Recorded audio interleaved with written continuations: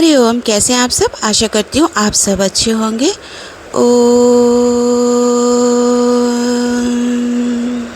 सद्गुरु नमः। ओम परमात्मने नमः। श्लोक जो देव आराधना रूप यज्ञ करके अवशिष्ट अन्न का भोजन करते हैं वे सब पापों से मुक्त होते हैं, और जो अपने निमित्त ही भोजन बनाते हैं वे पापी मानो पाप का ही भोजन करते हैं। तो भगवान ने बोला कि जो देवों के रूपों की आराधना करके और उस आराधना से जो यज्ञ करता है, और जब वो यज्ञ करके वो सारा भोजन जब सबको खिला देता है और फिर जो बचता है खाना, उस खाने का प्रयोग करता है वो स्वयं के खाने के लिए, ऐसा मनुष्य सारे पापों से मुक्त हो जाता है। लेकिन जो केवल अपने निमित्त ही भोजन बनाता है, केवल अपने खाने के लिए और अपने वालों के खाने के लिए ही भोजन बनाता है, और जब वो ऐसे भोजन को ग्रहण करता है तो वो पाप का भागी बनता है। तो दोस्तों, हम कहाँ से देवताओं के रूपों को रोज़ मनाएंगे? हम कहाँ से रोज़ देवों की आराधना करेंगे, है ना? हम सब साधारण घर के लोग होते हैं। हर देवता का अलग अलग भोजन होता है, अलग अलग कलर के फूल होते हैं, अलग अलग तरीक़ों से हर देवी देवता की पूजा होती है ना? किसी देवी के ये खाने के लिए नहीं प्रसाद बनाया जाता। अब संतोषी माता का जब व्रत करते हैं तो खट्टा नहीं होना चाहिए। अब सावन के सोमवार आ रहे हैं तो इसमें जो है नमक नहीं खाते हैं। अब जब हम नवरात्रि करते हैं तो हमें अन्न नहीं खाना है। जन्माष्टमी होती है तो हमें कूटू का और व्रत वाला फलाहार करना है, पाग बनाना है ना? पंचामृत बनाना है, पंजीरी बनानी है। तो ऐसे कितने ही सारे हमारे साल भर में त्यौहार होते हैं। अब दोस्तों, जिससे जितना हो जाए और जो बन पड़े वो कर ले, और हर आप किचन में जाकर के जो खाना आपका पका भी नहीं है, माना अभी आटा आपका पिसाई हुआ रखा है, अभी आपने उसको लगाया नहीं है, रोटियां नहीं बनाई अभी उसकी, या पूड़ी नहीं बनाई, पराठा नहीं बनाया, अभी आपकी सब्जियां कच्ची ही रखी हैं फ्रिज में, अभी आपके आलू प्याज लहसुन मिर्ची अदरक सब आपका किचन में रखा हुआ है सामान, तो इसका मतलब क्या वो प्रसाद नहीं है? उसमें भगवान का वास नहीं है? दोस्तों, हर चीज़ में परमात्मा का वास है। आप कच्ची सब्जी उठाने से पहले अपने मन में भाव ले आइए और हाथ जोड़कर उस सब्ज़ी को नमन कीजिए और कहिए, अब ये सब्ज़ी जिस मुख में जाएगी वो देवता स्वरूप ही है। ये जिस हाथों से बनेगी वो भी देवता स्वरूप ही है। ना मैं जानो तप पूजा, ना मैं जानो मंत्र आराधना, मैं कुछ नहीं जानता भगवान। ये सारे नियम धर्म कर्म जो मानना चाहें वो माने, और मैं भी मानूंगा। ऐसा नहीं है कि मैं उल्लंघन कर दूंगा, भाई मैं तो बहुत बड़ा सत्संगी हूँ, मुझे तो बड़ा ज्ञान हो गया है। नहीं, श्रद्धा भाव से मैं भी जितना कर पाऊँगा मैं उतना करूँगा, लेकिन मन में अपनी हमेशा शुद्ध भावना रखूँगा कि मेरे द्वारा जो भी बन रहा है वो प्रसाद स्वरूप ही है। मैं ये खाना, आज मैं ये जो भोजन अपने रसोई घर में तैयार कर रही हूँ, इसमें मेरा किसी के भी लिए कोई भी प्यार दुलार राग द्वेष नहीं छिपा है। ये खाना मैं जो भी बना रही हूँ वो सारा का सारा मैं शुद्ध भावना से बना रही हूँ। मेरे अंदर में खाना बनाते समय अगर घर में 4 मेंबर हैं तो दो हमारे मन से चलते हैं उनके खाने में अलग भावना आ जाएगी, और जो हमारे मन के विपरीत चलते हैं उनके खाना बनाने में अलग भावना आ जाएगी। तो हमें यज्ञ क्या करना है, हमें देव आराधना कब करनी है, हमें देवों के रूपों की आराधना कब करनी है, तभी करनी है दोस्तों जब उस भोजन बनाने में मन के विपरीत चलने वाले लोगों के लिए आपके मन में द्वेष भावना आए, आपका मन मलिन होने लगे। उसी समय हमें ये भावना डालनी है कि नहीं, ये किसी नाम रूप के लिए नहीं मैं बना रही हूँ, ये सारा का सारा भोजन मैं परमात्मा तेरे लिए बना रही हूँ। जब आप रोज़ ये प्रैक्टिस करेंगे, क्योंकि दोस्तों मन तो बहुत ही नालायक है, ये तो आप साल के 360 दिन आप ये प्रैक्टिस कीजिए, तब भी ये मन आपका बार बार आके जो आपके मन के विपरीत चलते हैं ना, उनके लिए आपके मन में गलत भावना ही डालेगा, आपके विचारों को शुद्ध होने ही नहीं देगा। कितनी ताकत आपको लगानी पड़ती है उन दो मन के विपरीत जो आपके चलते हैं उनके लिए खाना बनाने के लिए। किसी के 2 हो सकते हैं, किसी का 1 हो सकता है, या किसी के बहुत सारे हो सकते हैं, लेकिन आप ये विचार कीजिए कि जो मेरे मन के अनुरूप चल रहे हैं, जो मेरे मन के अनुसार चल रहे हैं, यार बना तो मैं खाना वही रही हूँ।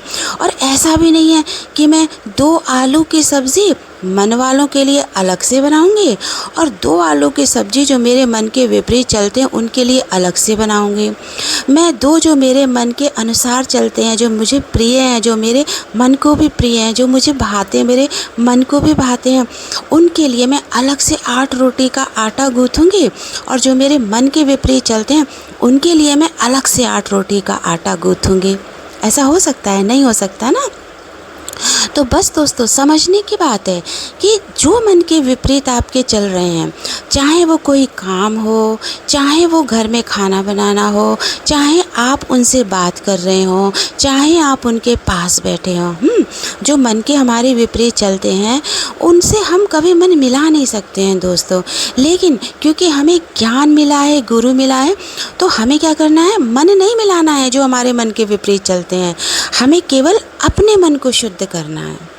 हम जो हमारे से विपरीत चलते, जिनको हम पसंद नहीं है दोस्तों, उनको हम कभी जीवन भर पसंद नहीं आएंगे। चाहे आप लाख गुरु का ज्ञान आजमा लीजिए, अपना सारा तन मन धन उनको दे दीजिए, तब भी जो हमें पसंद नहीं करते हैं वो कभी हमें पसंद नहीं करेंगे। इसलिए हमें उन्हें पसंद नहीं करना है कि हम उन्हें पसंद कर लें और उनके नतमस्तक हो जाएं। अरे हमारे गुरु ने ये पाठ पढ़ाया है, अरे हमारे गुरु ने ये सबक दिया है। नहीं, आप केवल अपने मन को शुद्ध कीजिए, केवल आप अपने भीतर वाले को शुद्ध कीजिए।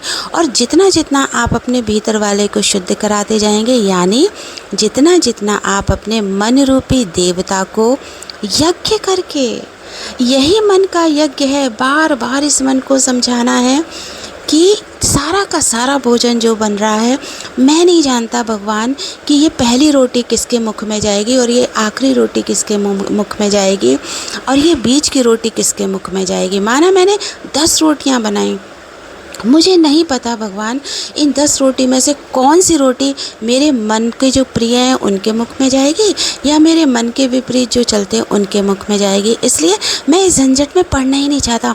मैं तो तेरा भाव डाल करके ये सारा भोजन बना रहा हूँ, परमात्मा तेरे निमित्त बना रहा हूँ। हे निर्गुण निराकार पार ब्रह्म परमेश्वर, ये सारा का सारा भोजन मैं शुद्ध हृदय से, शुद्ध आत्मा से और शुद्ध भाव से तैयार कर रहा हूँ। ये चाहे जिसके भी मुख में जाए वो अमृत हो जाए। और मुझे वापसी में ये चाहना भी नहीं है कि अमृत होने के बाद उसका थोड़ा सा अमृत का फल मुझे भी चखने को मिल जाए। ये बिल्कुल भावना नहीं रखनी है। जब आप ऐसा करने में सफल हो जाएंगे तो आपको बाहर के किसी भी देवता को मनाने की ज़रूरत नहीं है। आपको बाहर के किसी भी देवता के रूप का मनन चिंतन करने की ज़रूरत नहीं है। आपको बाहर के किसी भी देवता के लिए स्पेशल कुछ बनाने की ज़रूरत नहीं है। मन भया शुद्ध तो सारा जग लागे बुद्ध, मन भया शुद्ध तो सारा जग लागे बुद्ध। तो इसलिए दोस्तों मन को साफ करना है और फिर चाहे अब फिर उन्होंने बोला ना भगवान ने, और जो अपने ही निमित्त भोजन बनाते हैं वो पापी मानो पाप का ही भोजन करते हैं। आप पापी होंगे ही नहीं। दूसरी लाइन कभी आपके लिए आएगी ही नहीं और ना ही कभी आप पर लागू होगी इस श्लोक की। भाई पापी तो वो होगा ना जो राग द्वेष मन में रखेगा, अपने और अपने वालों के निमित्त बनाएगा। जब आपने पहले ही इतनी सारा शुद्धिकरण कर लिया, अपने मन को पवित्र कर लिया, अपने भावों को पवित्र कर लिया, अपने हृदय को पवित्र कर लिया, तो पाप का भागी कौन होगा? आप होंगे नहीं। फिर चाहे आप बचा हुआ अन्न ना भी खाएं और आप पहला ही रोटी खा लें, तभी भी आपको कोई पाप नहीं लगेगा, क्योंकि देवता अगर आगे वालों में आपने उसकी भावना डाली है, देवताओं की शुद्ध भावना, तो फिर आप भी तो देवता हो ना। आप चाहे आगे वाले पहले खा लें, चाहे आप पहले खा लो। कितना सरल ज्ञान है मेरे गुरु का, ज़्यादा झंझट में पड़ने की ज़रूरत नहीं है। तो दोस्तों, ऐसी प्यारी गुरु की मेरी बातें होती हैं, मैं आपको क्या बताऊँ, मैं खुद भी बड़ी मंत्रमुग्ध हो जाती हूँ। तो जो पाप करे वो पाप का भागीदार बने। मैं तो भाई पाप करता नहीं, तो मैं क्यों भागीदार बनूँगा। तो बस हमें क्या करना है, मन को शुद्ध करना है, अपने हृदय को शुद्ध करना है और अपने भावों को शुद्ध करना है। फिर हम जो बनाएंगे, जो भी हम सेवा करेंगे, माना एक खाने की सेवा नहीं होती, बहुत सारी सेवाएं होती हैं। अब देखो, हम कपड़े धोते हैं घर में, कभी हम झाड़ू पोछा करते हैं, कभी हमारी, जैसे अब मेरी तो नहीं है बहू, कभी आप ही लोगों की बहू चली जाती है, या कभी सास चली जाती है, कभी बच्चा चला जाता है, कभी बेटी चली जाती है। हम कितनी उनकी सफाइयाँ करते हैं। अब देखो कितना झल्ला झल्ला के सफाई करते हैं, चार मन में गाली भी देंगे, ऊँचा भी बोलेंगे, अपने ही मन को बुरा भला सुनाएंगे और काम हम करते ही हैं। तो ये पाप का भागी बनता है। जब एक मनुष्य ऐसी मूर्खता करता है तो वो पाप का भागी बनता है, क्योंकि वो अपने ही निमित्त सारे काम किए जा रहा है।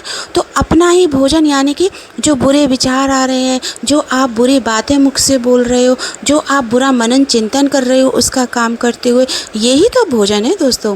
ये भी एक तरीके का भोजन है दोस्तों, और आप ये भोजन खा रहे हैं और पाप के भागीदार बन रहे हैं।